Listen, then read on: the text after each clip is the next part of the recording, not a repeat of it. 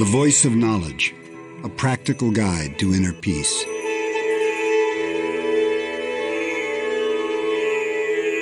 Chapter 1, Adam and Eve.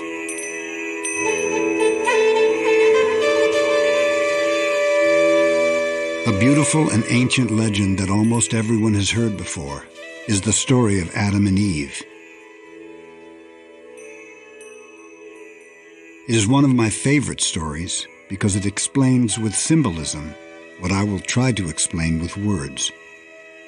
The story of Adam and Eve is one of the greatest teachings ever, but I believe that most people misunderstand it. Now, I will tell you the story from a different point of view, perhaps from the same point of view as the one who created it. The story is about you and me. It's about all of humanity, because man, woman, we are only one living being. In this story, we call ourselves Adam and Eve, and we are the original humans. The story begins before we closed our spiritual eyes, which means thousands of years ago. We used to live in paradise, in the Garden of Eden, which was heaven on earth. Heaven exists when our spiritual eyes are open. It is a place of peace and joy, freedom, and eternal love. For us, Adam and Eve, everything was about love. We lived in perfect harmony with all of creation. Our relationship with God, our Creator, was a perfect communion of love, which means that we communed with God all of the time, and God communed with us. Life was beautiful in paradise. The original humans saw everything through the eyes of truth, the way it is, and we loved it. Well, the legend says that in the middle of paradise stood two trees. One was the tree of life, which gave life to everything in existence, and the other was the tree of death, better known as the tree of knowledge. The tree of knowledge was a beautiful tree with juicy fruit, very tempting. And God told us, "Don't go near the tree of knowledge. If you eat the fruit of that tree, you may die." Of course, no problem.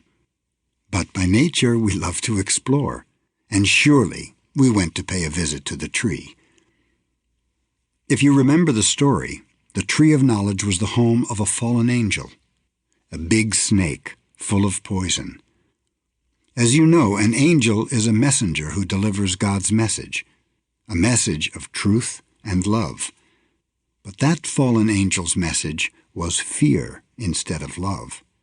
It was a lie instead of the truth.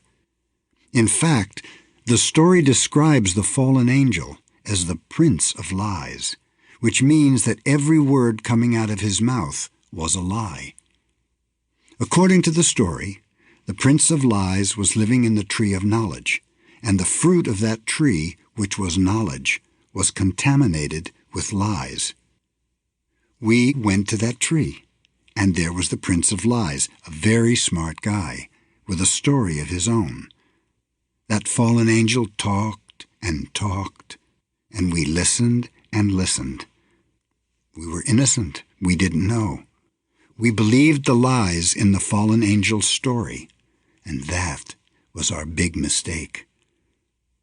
That is what it means to eat the fruit of the tree of knowledge. When we bit into the apple, we ate the lies that came with knowledge. What happens when we eat a lie? We believe it, and boom, now that lie lives in us. The mind is fertile ground for concepts and opinions. If someone tells us a lie and we believe it, that lie takes root in our mind. There it can grow big and strong, just like a tree. One little lie can be very contagious, spreading from person to person when we share it with others. Well, the lies went into our mind and reproduced a whole tree of knowledge inside our head, which is everything that we know. But what is it that we know? Mostly lies. The tree of knowledge is a powerful symbol. The legend says that whoever eats the fruit of the tree of knowledge will have knowledge of good and evil, right and wrong. They will gather all of that knowledge and begin to judge.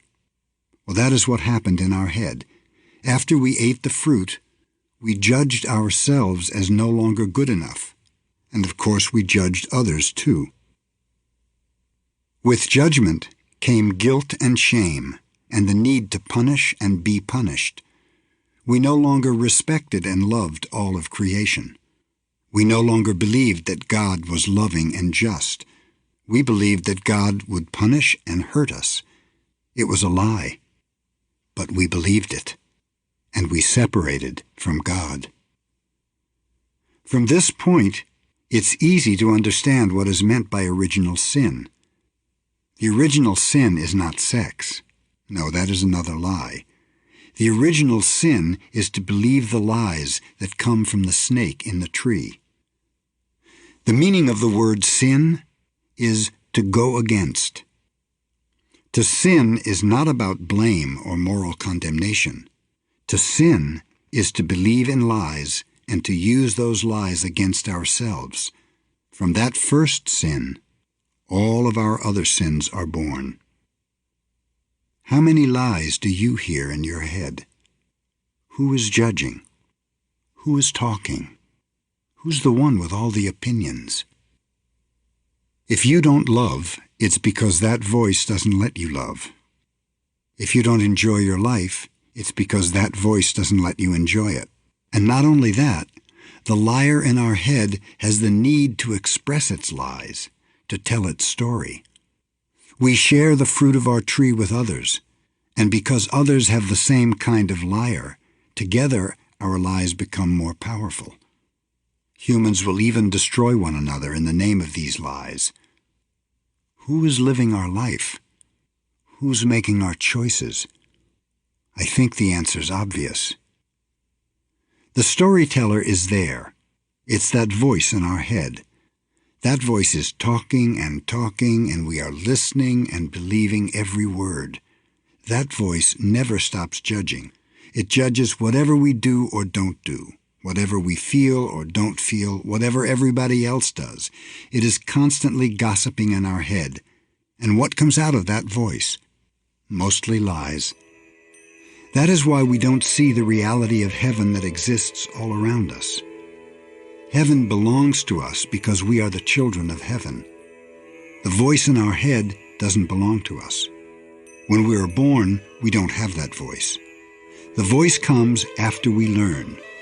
First the language, then different points of view, then all the judgments and lies. Even when we first learn to speak, we speak only truth. But little by little, the whole tree of knowledge is programmed into our head, and the big liar takes over the dream of our life. In that moment, our spiritual eyes close, and we no longer see with the eyes of truth. With all the knowledge in our head, we can only perceive knowledge. We can only perceive lies, and lies have no place in heaven. This is how humans lost paradise. We create the whole dream of humanity, individually and collectively, based on lies. The story of Adam and Eve explains how humanity fell from the dream of heaven. It explains how we became the way we are right now. You see, in the moment when we separated from God, we started to search for God. For the first time, we started to search for the love we believed we didn't have. We started to search for justice, for beauty, for truth. The search began thousands of years ago, and humans are still searching for the paradise we lost. We're searching for the way we used to be before we believed in lies. Authentic, truthful, loving, joyful. The truth is, we're searching for ourself. It was true what God told us. If we eat the fruit of the tree of knowledge, we may die. We did eat it, and we are dead because our authentic self is no longer there. The one who is living our life is the Prince of Lies, that voice in our head.